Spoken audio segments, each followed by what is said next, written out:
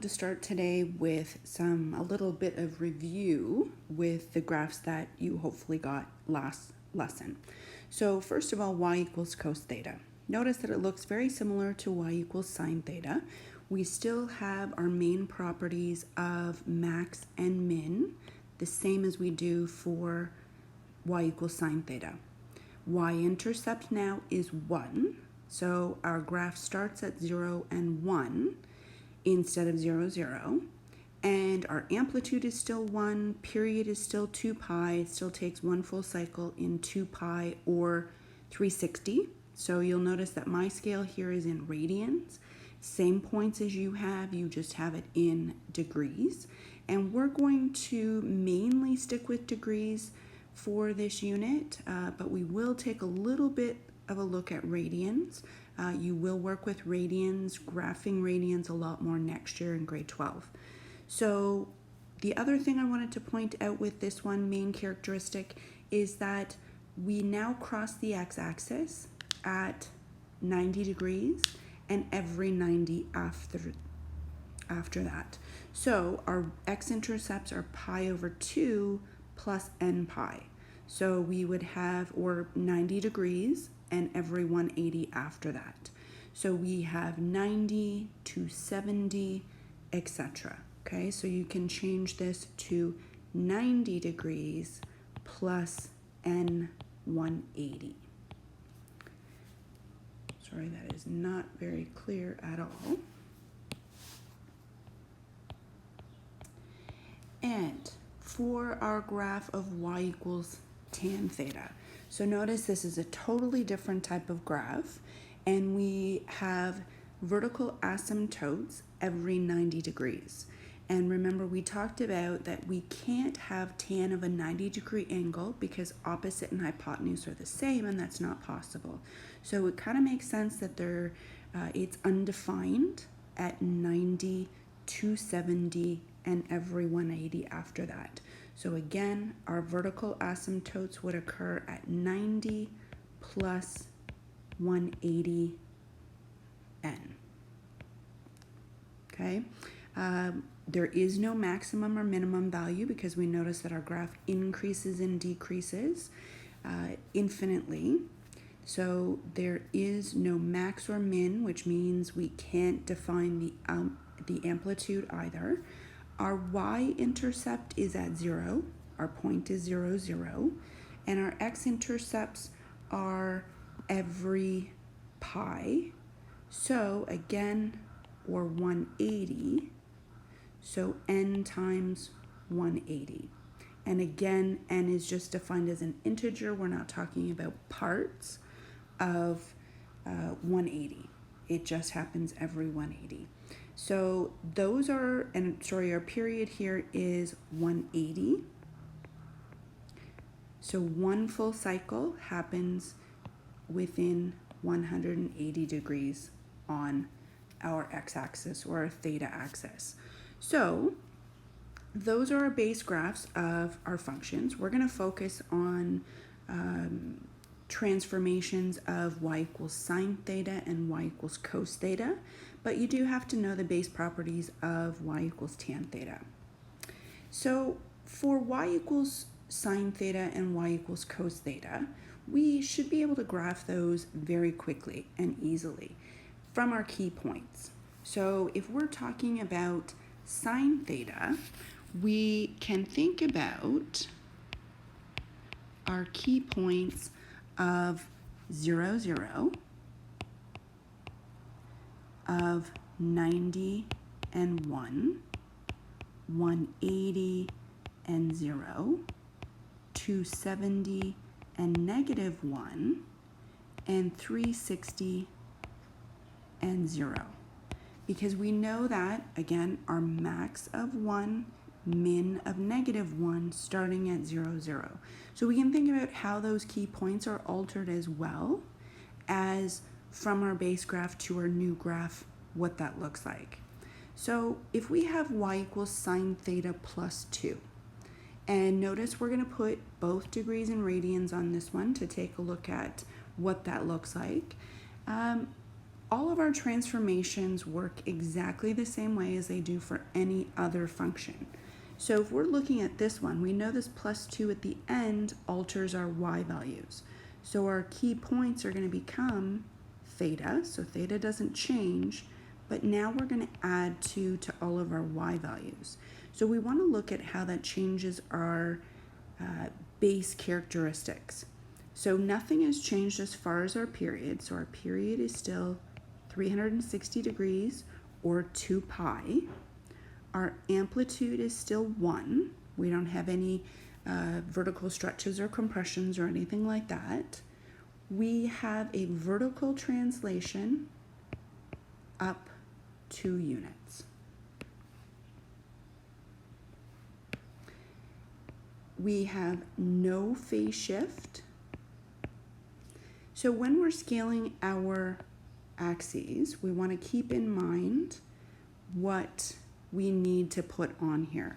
So for our max and min, again, thinking about how we're going to scale our graph. So our max for y was 1, but we are shifting up 2 units, which means we need to go to at least 3. Our min was -1, but we're adding 2 to that, which means we have 1. So we can still take a look at our amplitude. 3 minus 1 divided by 2 does give us 1, which is our amplitude, makes sense. So we have to go to at least 3 on our y-axis. So if we go every 3 blocks is 1, we have enough space here. And don't forget, even though we're not using much of, or any in this case, of our negative part of our grid, we do want to make sure that we are scaling that. So we need to complete 2 cycles.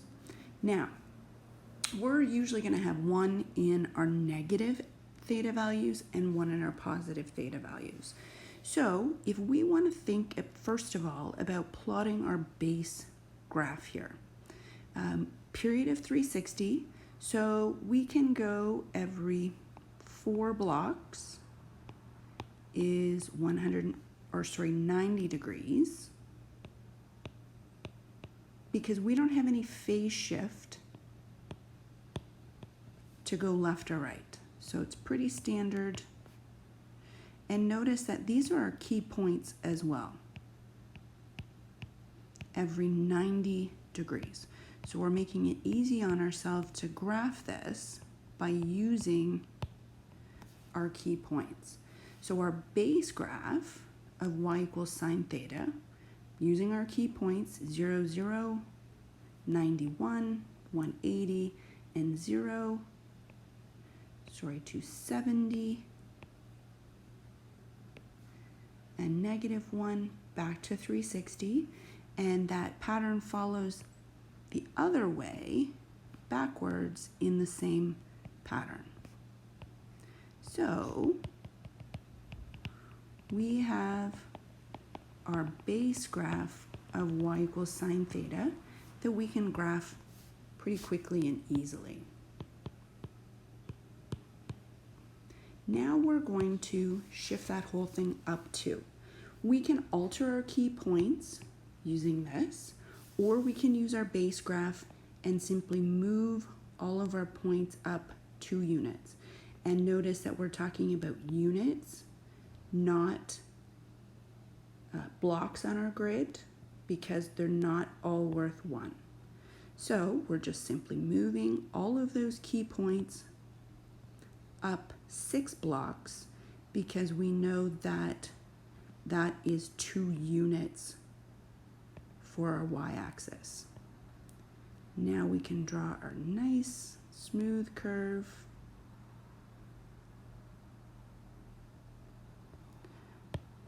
And we have our graph of y equals sine theta plus 2. And sorry, I shouldn't have put that 2 in here. That's our y equals sine theta, and we have our y equals sine theta plus 2. Okay, next one. This time we have a phase shift, and a phase shift is a horizontal translation, just a specific name for it as far as our periodic functions.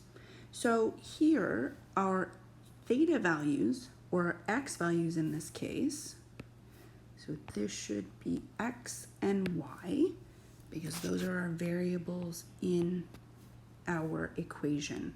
So we are going, remember it's the opposite direction, so we're going to be shifting to the left 150 degrees. So we're going to be subtracting 150 degrees, and our y values stay the same. Our period is still 360 degrees, or 2 pi, and our amplitude still going to be 1. Our vertical translation is none. There's no number added or subtracted at the end. And as we mentioned, phase shift is going to go left 150 degrees. Now, our max and our min, because we have no vertical translation, means we're still going to 1 and -1.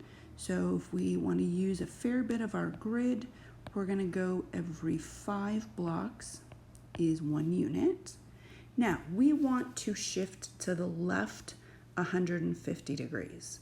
So we want to think about being easily able to move points. So what we might want to do is think about each block as 30 degrees. So we would be moving 5 blocks to the left. And we'll see if that works. Key points would happen every 90. So we definitely could make each block worth 30, meaning every 3 blocks is going to be 90.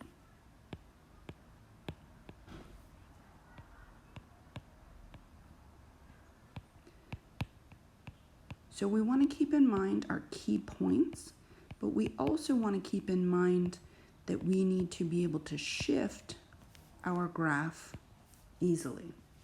So just making sure we label. And again, we can start with our key or our base graph using our key points.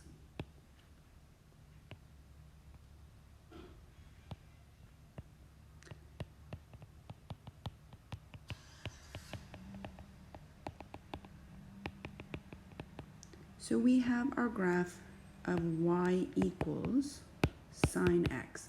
And notice that we can intersperse x and theta as our angle. Doesn't really matter in the equation. We just want to make sure we label with what's in the equation. So now we're going to shift everything left 150 degrees. And the way that we have scaled this, because each block is worth 30, we're going to the left 5 blocks. So we're simply going to take all of these points and shift them left 5 blocks. And it doesn't matter where you start. You're just going to shift all of those points to the left 5 blocks.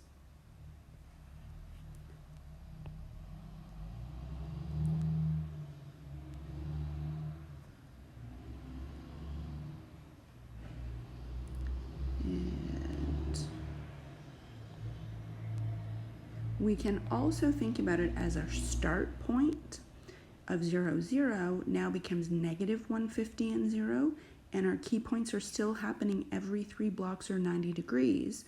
So we can do it that way as well.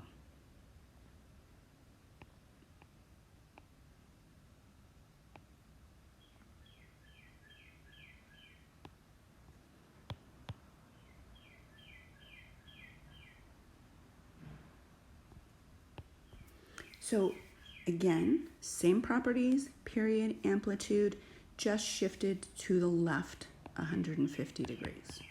So that's our graph of y equals sine x plus 150 degrees. And this time we're going to do cos.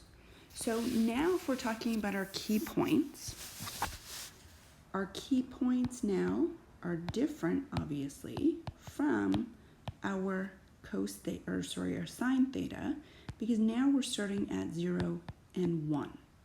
And we go to 90 and 0, 180 and -1, 270 and 0, and 360 and 1. Back to 1 where we started. So again, if we're going to, and this time we're using theta. So looking at our transformations, we have both a vertical translation, this time down 5 units, our number subtracted at the end, and we have a phase shift to the right 45 degrees. Our key points, then because we're going to the right, we're going to add 45 to all of our key points, and we're going to subtract 5 from our y values. Our period is still 360, one full cycle in 360 degrees. Our amplitude is still 1. So again, we might want to start with graphing our base function, but we first need to focus on our scaling. Because we're shifting down 5 units, we want to make sure that our max, and I'll just write this over here, max of 1, but we're taking 5 away, means our max is -4, and our min of -1 means our minimum is -6. So we have to go to at least -6 on the x-axis. So we're probably going to need to go by 1s here because we're going to run out of space going by anything more. So, and again, doesn't mean we have to label every single one of them. We just have to demonstrate what our scale is. Now, our period is 360. So our key points are going to stay every 90 degrees. We also want to keep in mind that we want to be able to shift 45 degrees easily. So if we go every 4 blocks is 90 degrees, then we can shift 45 degrees as 2 blocks.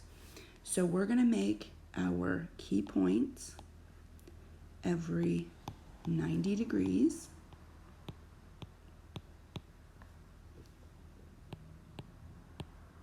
And sorry guys, these are not neater. It's difficult to not touch the screen while I'm writing this.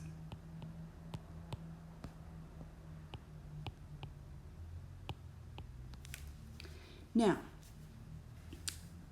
graphing our base graph, we start 0 and 1 at 90 to 0, 180 and -1.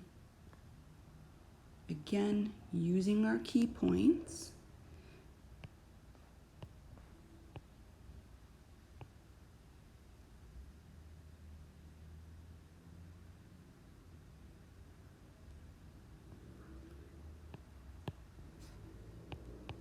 Now, that is our base graph of y equals cos theta.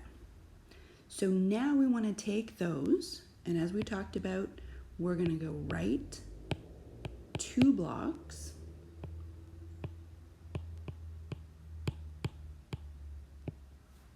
and we're going to go down 5 blocks because each of those are 5 units. We can talk about our key points, how they're altered if we want to add 45 to each of these. So we're going to have 45 and -4 as our key point, 45 and -4, plus 45 is 135 and -5.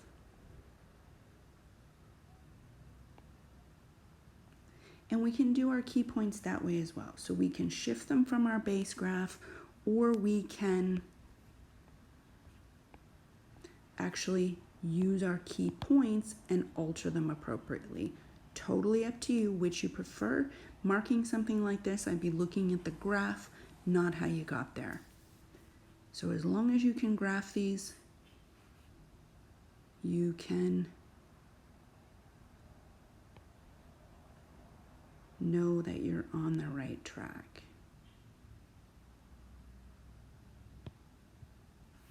So again, either taking each point and shifting down 5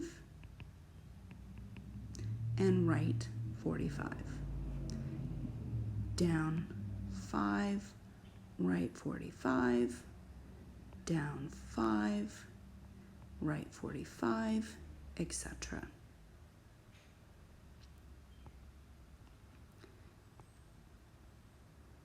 And once we have our points, and here we have our graph of y equals cos theta minus 45 minus 5. And again, yours hopefully is going to be a whole lot neater than that. Now, remember that this asked us to show both radians and degrees. Remember that all we had to do that is to, every 90 degrees was pi over 2. So we would have pi over 2, pi, 3 pi over 2, and 2 pi, negative pi over 2. Now we're not going to have both of these traditionally on a grid. I just wanted to demonstrate to you what it looks like with radians. So for your homework, you're going to do one or the other. I believe maybe one question has you do both, but just follow the instructions on the worksheet and take a look at how this changes your graph. Now, in general, talking about this, this happens, same transformations work the same way no matter what base function you're working with. The basic properties that we have for y equals sine theta or y equals cos theta, there are no stretches or compressions or anything happening here, so those are all staying the same. If we are talking about a phase shift, that's giving us our d value here, and that means we're going to go right or left. Now it actually happens the same for both. So if we have theta minus d, that means we're going to go right d units.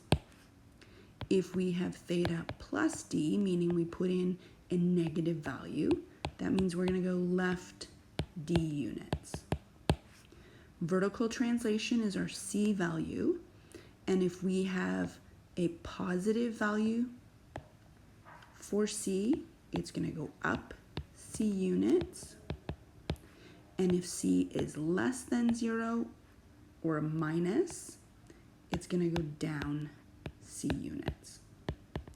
So again, basic transformations, these translations, either up, down, left, or right, work the same way as they do for any of our functions that we've looked at. So if you kind of have a brain freeze, think about our quadratics, what those values meant and what they did, and they work the same way with these ones.